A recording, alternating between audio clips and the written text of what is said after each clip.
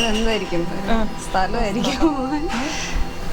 ആദ്യമൊന്നും പിടികിട്ടിയില്ല, പിന്നീടാണ് പെട്ടെന്ന് കമ്മട്ടിപ്പാടെന്നൊക്കെ പേരൊക്കെ നമ്മൾ എന്തോ രണ്ടാമത്തെ ഷെഡ്യൂളിന് വന്നപ്പോൾ പേരൊക്കെ മാറ്റി. കമ്മട്ടിപ്പാട് ആദ്യം പേരില്ലായിരുന്നു അല്ലേ? ഇല്ലായിരുന്നു. അപ്പോഴാണ് പിന്നെ മനസ്സിലായി ഈ സ്ഥലമാണ്, ഇവിടെ നിന്നാണ് ഡെവലപ്മെന്റ് ഉണ്ടായത്. കമ്മട്ടിപ്പാടത്തു നിന്നാണ് എല്ലാം തുടങ്ങുന്നത്. സിനിമ കണ്ടു കഴിഞ്ഞപ്പോഴോ? സിനിമ കണ്ടു കഴിഞ്ഞിട്ട് വിചാരിച്ചു നീ അല്ല ഇതാണ് ഏറ്റവും ആപ്റ്റായിട്ടുള്ള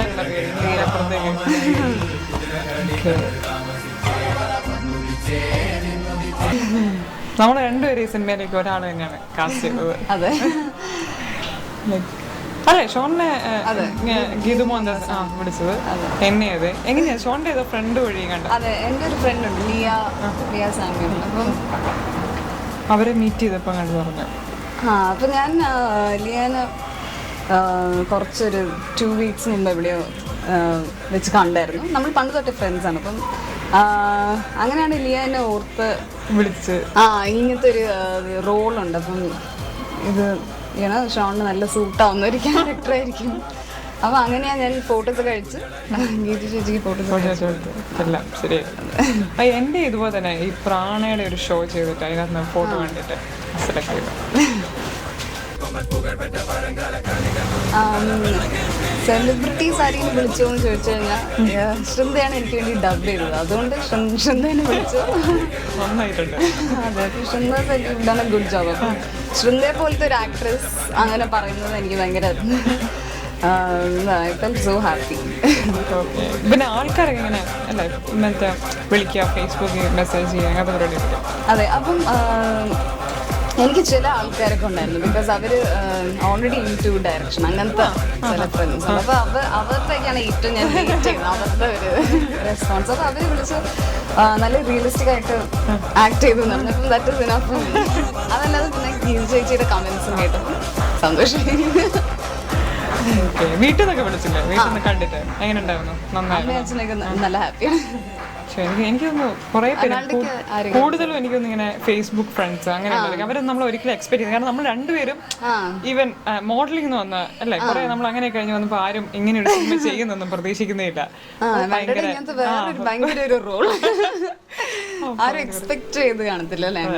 അങ്ങനെ പെട്ടെന്ന് കുറെ പേരൊക്കെ വിളിച്ചു. അതാ ഏറ്റവും റോസമ്മ.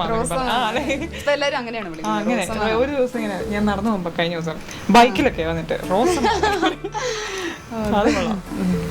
അപ്പൊ ഭയങ്കര അനിത എന്നൊക്കെ ആയിരിക്കും ആൾക്കാർ വിളിക്കുന്നത്. എനിക്ക്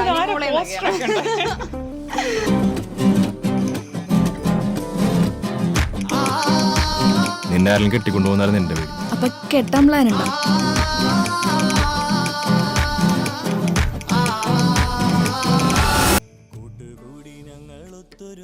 ഫസ്റ്റ് മീറ്റ് ചെയ്യുമ്പോഴേ ഷോൺ ഒരു ലുക്ക് ടെസ്റ്റിനൊക്കെ വന്നു, അങ്ങനെ വയസ്സായ മേക്കപ്പ് ഒക്കെ ഇട്ട്.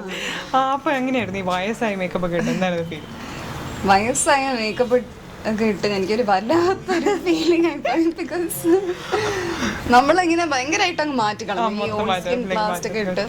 പിന്നെ ഭയങ്കര ഡാർക്ക് സർക്കിൾസും അതും ഇതൊക്കെ വരച്ച് അങ്ങനെ തന്നെ നമ്മൾ ഭയങ്കര ഒരു ഡിപ്രഷനിലോട്ട് ആയി പോവും. അപ്പൊ അത് തന്നെയാണ് ഐ തിങ്ക് ഒരു പ്രിപ്പറേഷൻ. അത് തന്നെ മതിയെന്ന് തോന്നുന്നു. അത് കഴിഞ്ഞ് മറ്റേ ചെറുപ്പം ചെയ്ത സമയത്ത് ചെറുപ്പമായപ്പോഴത്തേനും മുഴുവൻ മാറി, കുറച്ചും കൂടെ ഒരു അതിൽ കുറച്ചുകൂടെ എനർജി ഉണ്ടായിരുന്നു, കുറച്ചുകൂടെ ഒരു കളർഫുൾ ക്ലോത്ത്സും കുറച്ചും കൂടെ ഡിഫറെന്റ്. അപ്പൊ അത് കുഴപ്പമില്ലായിരുന്നു. അത് പ്രായമായപ്പോ എനിക്ക് നമ്മുടെ നടത്തവും രീതികളും ഒക്കെ മാറി അല്ലെ, കംപ്ലീറ്റ് കുറച്ചൊക്കെ ചേഞ്ച് ആക്കി. ചെറുപ്പമായപ്പോ കുറച്ചും കൂടെ എനർജി ഒക്കെ ഉണ്ടല്ലേ. പക്ഷെ അമാൽഡയുടെ ക്യാരക്ടർ കുറച്ചും കൂടെ എന്താ ഒരു പവർഫുൾ. എനിക്ക് അങ്ങനെയാ കുറച്ച് പ്രായമായപ്പോഴാണ് കുറച്ചും കൂടെ ഇരുത്തം വന്ന ഒരാള്.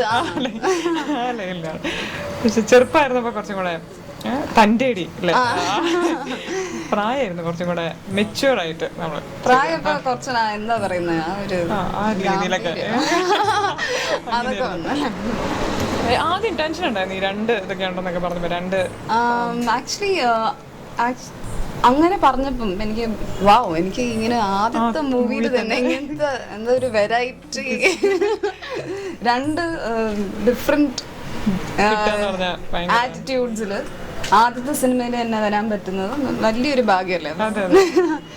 അത് കൂടാതെ ഇപ്പൊ ഷോന്റെ ക്യാരക്ടറാണ് ചെറുപ്പം തൊട്ടേ ഉണ്ട്, വേറെ ആളാ ചെയ്യുന്നതെന്നുള്ളൂ അല്ലെ. അതില് ചെറിയൊരു ചെറിയൊരു ഭയങ്കര ക്യൂട്ടായിട്ടുള്ള ഒരാള്. അപ്പൊ അത് ഭയങ്കര രസമായിരുന്നു. പിന്നെ സാൻഡ്ര കുറച്ച് പിന്നെ 15 years കുട്ടി സൂപ്പർ ആയിട്ട് ചെയ്തില്ലേ. പിന്നെ ഷോന്റെ തന്നെ 2 എണ്ണം. അപ്പൊ 4 ആൾക്കാർ അല്ല 4 പ്രായം, 4 പ്രായങ്ങളില് എന്റെ ക്യാരക്ടർ കാണുന്നുണ്ട് ഇങ്ങനത്തെ ഒരു മൂവിയില്. അതെ, 4 പ്രായത്തിലുള്ള ഒരു കഥാപാത്രത്തിന്റെ 2 കാലഘട്ടം ചെയ്തു അല്ലെ. എന്റെ പക്ഷെ ആക്ച്വലി നേരെ ഞാനാണ് വരുന്നത് കമ്മട്ടിപ്പാടത്തിൽ. അത് കഴിഞ്ഞിട്ടാണ് കുറച്ച് പ്രായമായത്. അതും എനിക്ക് ആക്ച്വലി ഇപ്പൊ ഒരു കമന്റിൽ ഇങ്ങനെയുണ്ട്, ഈ റോസ്മ ഈ ക്യാരക്ടർ അവരെന്താണ് ആക്ച്വലി ലാസ്റ്റില് അവരെങ്ങനെ അറിഞ്ഞു ഈ ബെന്നിയുടെ സംഭവങ്ങളൊക്കെ മനസ്സിലായല്ലോ. അതാണ് എന്നോട് ഇന്നലെ ആരോ ചോദിച്ചു, ആരായി ഓപ്പൺ ആയി വെച്ചിരിക്കുകയാണ്, നമുക്ക് എന്ത് വേണേൽ ചിന്തിക്കാം. അപ്പം ഈ കമ്മട്ടിപ്പാടം എന്ന് പറഞ്ഞൊരു മൂവി ഭയങ്കര ഡിഫറെന്റ് ആയിട്ടുള്ള ഒരു മൂവി അല്ലേ. നമുക്ക് നോർമലി ആൾക്കാർ ഒരു എന്റർടൈൻമെന്റ് എന്നുള്ള രീതി മാത്രം ഒരു സിനിമ കാണും, അങ്ങനെയല്ല. അതുകൊണ്ട് അതിനൊപ്പം തന്നെ വളരെ നല്ലൊരു മെസ്സേജ് ഒക്കെ കൊടുക്കുന്ന വളരെ ഡിഫറെൻ്റ് ആയിട്ട് എടുത്തൊരു സിനിമ. എങ്ങനെയുണ്ടായിരുന്നു കണ്ടൊക്കെ കഴിഞ്ഞ് കഴിഞ്ഞപ്പോൾ? ഇങ്ങനെയാണ് നമ്മളൊക്കെ ചെറിയ ഭാഗം മാത്രമേ കണ്ടിട്ടുള്ളൂ.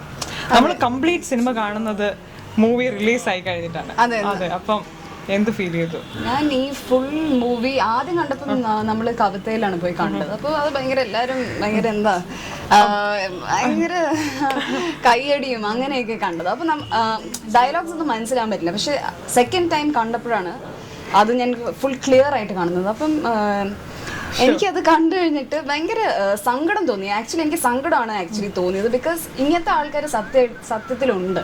എന്നുവെച്ചാൽ ഇങ്ങനെ പാവപ്പെട്ട ആൾക്കാർ. അപ്പം ഈ പാവപ്പെട്ട ആൾക്കാരിനെ നമുക്ക് ചെറിയ എന്തെങ്കിലും ജോലികൾ കൊടുത്ത് അവരെ കൊണ്ട് എന്തും ചെയ്യിപ്പിക്കാം, അങ്ങനത്തെ ഒരു ഇതുണ്ടല്ലോ. അപ്പം അവരുടെ ഡേ ടു ഡേ ഒരു സർവൈവലിന് വേണ്ടി അവർ ചെറിയ എന്തും ചെയ്യും. പക്ഷേ അത് ചെയ്യിപ്പിക്കുന്നവര് ആക്ച്വലി അവരെത്ര ക്രൂരര എന്നാണ് നമ്മൾ ഇതിന്ന് കണ്ട്. എനിക്ക് ഇത് കണ്ടപ്പോഴേ അതെ എനിക്ക് മിക്ക സമയത്ത് ഇത് കമ്മട്ടിപ്പാടം എന്ന് പറഞ്ഞൊരു കമ്മട്ടിപ്പാടത്തിന്റെ കഥയല്ല എന്ന് തോന്നിയത്. എവിടെയും സംഭവിക്കുന്ന ഒരു കാര്യമാണ്. കാരണം ഇപ്പൊ എന്റെ വീടൊക്കെ വയനാട്ടിലൊക്കെ എന്ന് പറഞ്ഞു കഴിഞ്ഞാൽ അവിടെയും ഇതുപോലെ തന്നെ വെട്ടി അത് പണ്ടുണ്ടായിരുന്ന ആൾക്കാരെയൊക്കെ മാറ്റി വേറെ സ്ഥലത്തുനിന്ന് വന്നവര് അവിടെ പുതിയൊരു സംസ്കാരം ഉണ്ടാക്കി. മിക്ക സമയത്തും ഒരു പുതിയൊരു കൾച്ചർ ഉണ്ടാകുമ്പോൾ ഇതിന് പഴയ ഉണ്ടായിരുന്ന ആൾക്കാരുടെ മുകളിലാണ് അത് ഉണ്ടാവുന്നത്. അപ്പൊ അതിന്റെ ഒരു കോമൺ എവിടെയും ഇത് സംഭവിക്കാം. എവിടെയും ഒരു സംസ്കാരം വളരുമ്പോൾ ഉണ്ടാവുന്ന ഒരു കാര്യമാണെന്ന് തോന്നുന്നു എല്ലാം. അതിനെയാണ് ഒരു കമ്മട്ടിപ്പാടം എന്നൊരു സിനിമയിലൂടെ കാണിച്ചേക്കുന്നത്. അതെ, അതിൽ ഈ മൂവിയിൽ തന്നെ ഒരു ഡയലോഗ് ഉണ്ട്. ഇപ്പം ഗംഗയെ കാണാതാകുമ്പോ ഗംഗയുടെ അച്ഛൻ തന്നെ പറയുന്നുണ്ട്, നമ്മളെയൊക്കെ അന്വേഷിക്കാൻ ആരുമില്ല അല്ലേ. അപ്പം അങ്ങനത്തെ ആൾക്കാരുടെ അടുത്ത് എന്ത് ചെയ്താലും ആരും ക്വസ്റ്റ്യൻ ചെയ്യാൻ പോകുന്നില്ല. ഞാൻ ബാംഗ്ലൂരിൽ തന്നെ ഞാൻ കണ്ടിട്ടുണ്ട്, വലിയൊരു മോള് കെട്ടാൻ വേണ്ടി അവിടെ താമസിക്കുന്ന കുറെ ആൾക്കാർ തുച്ഛമായ വില കൊടുത്ത് അവരെയൊക്കെ ഒഴിവാക്കണം. അവരൊക്കെ എവിടെ പോകും അല്ലെ. അതാണ് എനിക്ക് തോന്നിയത്.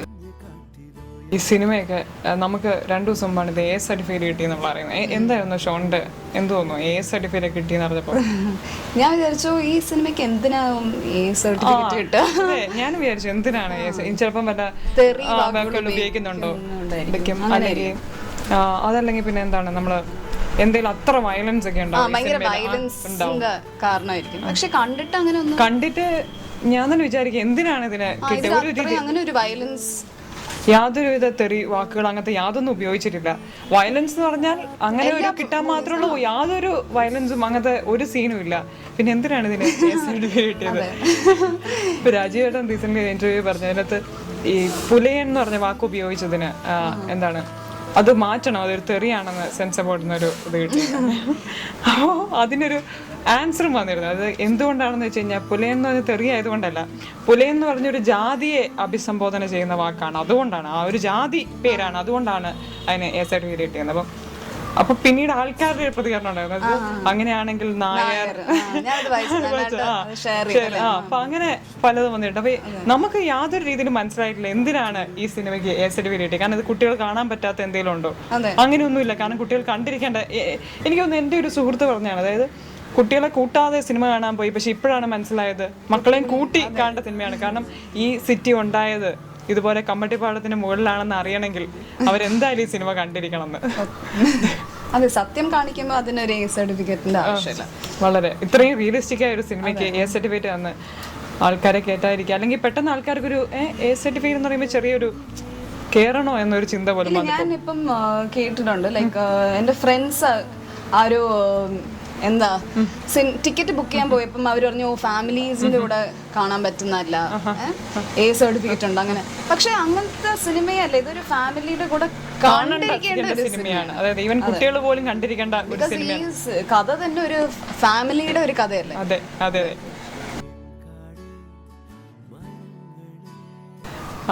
ഈ കമ്മട്ടിപ്പാടം 2-3 റിലീസായിട്ട് പിറ്റേ ദിവസം തന്നെ ഫേസ്ബുക്കിലൊക്കെ വന്നായിരുന്നു ഇതിന്റെ വ്യാജ കോപ്പി ഇറങ്ങിയിട്ടുണ്ടെന്ന്. ഷോൺ കണ്ടായിരുന്നു എന്തെങ്കിലും അങ്ങനെ? ഇല്ല, ഞാൻ അങ്ങനെ കേട്ടിട്ടില്ല. വാട്സ്ആപ്പ് ഗ്രൂപ്പിൽ ഇട്ടപ്പോഴാണ് മനസ്സിലാക്കുന്നത് തന്നെ.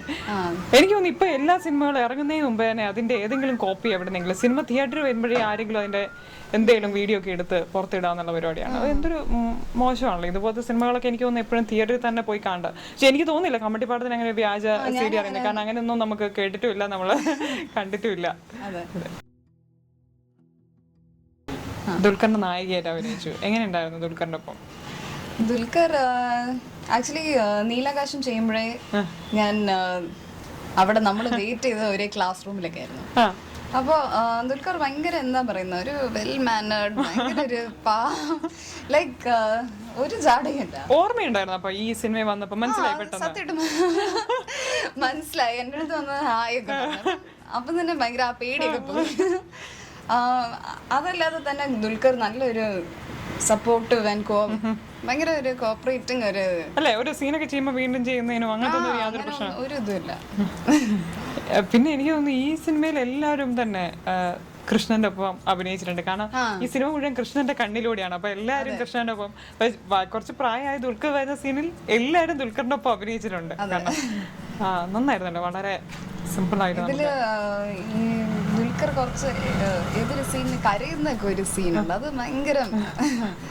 ആ സീൻ എടുത്തപ്പോ ഞാൻ ഉണ്ടായിരുന്നു അവിടെ അല്ലേ? ആ സീനല്ലേ കരയുന്ന സീൻ? അത് ഭയങ്കര.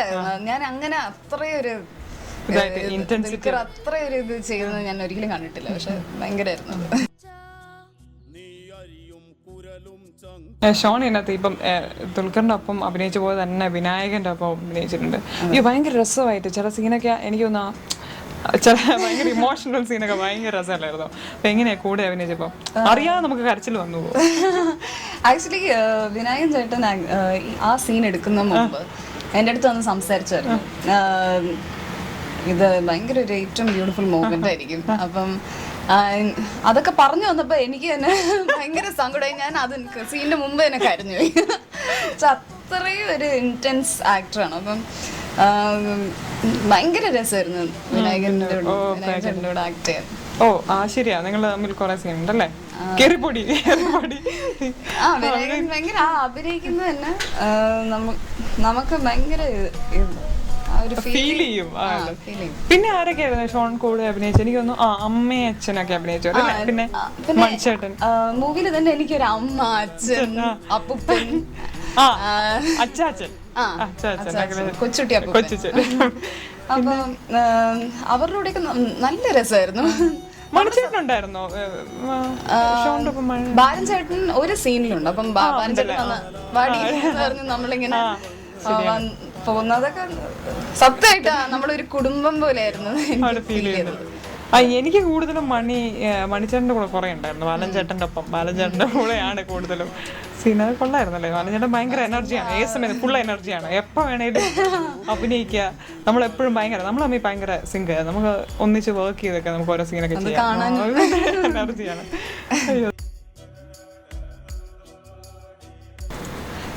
ഷോണിന്റെ ഫസ്റ്റ് ഷോട്ട് ഞാൻ മൂവിക്ക് ആദ്യം എടുത്ത ഷോട്ട് തന്നെയാണ് എന്റേത് ആദ്യമായിട്ട് കാണിക്കുന്നതും. അതാണ് ഫസ്റ്റ് ഡേ ഫസ്റ്റ് ഷോട്ട്. അത് തന്നെയാണ് ആദ്യം കാണിക്കുന്നതും. അത് പിന്നെ പറയല്ലോ, അതെല്ലാം വിനായകൻ ചേട്ടൻ്റെ ഒരു കഴിവും കൂടെയാണ്. ബിക്കോസ് അവരത്രയും വന്ന് ആ ബ്രീഫ് ചെയ്തപ്പം എനിക്ക് ആ ഒരു ഫീലിങ്ങിലോട്ട് വന്നു കഴിഞ്ഞു. അപ്പം അത് വളരെ ആ ഒരു റിയലിസ്റ്റിക് ആയിട്ട് ചെയ്യാൻ പറ്റി തോന്നുന്നു. എന്റെ ഫസ്റ്റ് ഷോട്ട് വിനായകനൊപ്പം, അതായത് ഒരു ഇന്റർകട്ട് പോലെ പോകുന്നത്. ഫസ്റ്റ് സീൻ ദുൽഖറിന്റെ, പക്ഷെ അതിനകത്ത് ഒരു ചിന്തയിലോട്ട് പോകുന്ന വിനായകനൊപ്പം ഉള്ളതാണ് ആദ്യം എടുക്കുന്ന ഷോട്ട്. സെയിം. കമ്മട്ടിപ്പാടം വളരെ മനോഹരമായ ഒരു സിനിമയാണ്. അപ്പം വളരെ റിയലിസ്റ്റിക് ആയ ഒരു സിനിമയാണ്. എനിക്ക് തോന്നുന്നു എല്ലാവരും കണ്ടിരിക്കേണ്ട സിനിമയാണ്. കാരണം ഒരു സംസ്കാരം ഉണ്ടാകുന്ന സമയത്ത്, അല്ലെങ്കിൽ ഒരു സിറ്റി ഉണ്ടാകുന്ന സമയത്ത് കുറെ നഷ്ടപ്പെട്ടു പോകുന്ന ജീവിതങ്ങളും അങ്ങനെയുള്ള കാര്യങ്ങളെല്ലാം കൂടെ ചേർത്തുള്ള ഒരു മനോഹരമായ സിനിമയാണ് കമ്മട്ടിപ്പാടം. അപ്പൊ നിങ്ങൾ എന്തായാലും പോയി കാണണം. കമ്മട്ടിപ്പാടം കാണുന്നത് തന്നെ ഒരു എന്താ പറയുന്നത്, നിങ്ങൾക്ക് എല്ലാവർക്കും കണക്ട് ചെയ്യാൻ പറ്റുന്ന ഒരു സിനിമയായിരിക്കും. ബിക്കോസ് ഇത് ഒരു ഭയങ്കര റിയലിസ്റ്റിക് ആയിട്ട് മനുഷ്യർ പച്ചയായിട്ട് ജീവിക്കുന്നതാണ് ഇത് കാണിച്ചിരിക്കുന്നത്. എന്ന് വെച്ചാൽ ഇതിൽ ഒരു ഇതുമില്ല, എന്താ പറയുന്നത്, ഒരു പ്രിറ്റൻസ് അങ്ങനെ ഒന്നുമില്ല. അങ്ങനത്തെ ഒരു സിനിമയാണ്. അപ്പം നിങ്ങൾക്ക് എല്ലാവർക്കും ഇതിൽ ഭയങ്കര കണക്റ്റ് ആവുമെന്നാണ് എനിക്ക് തോന്നുന്നത്. എല്ലാവർക്കും വളരെ ഇഷ്ടപ്പെടുന്ന ഒരു ചിത്രമായിരിക്കും.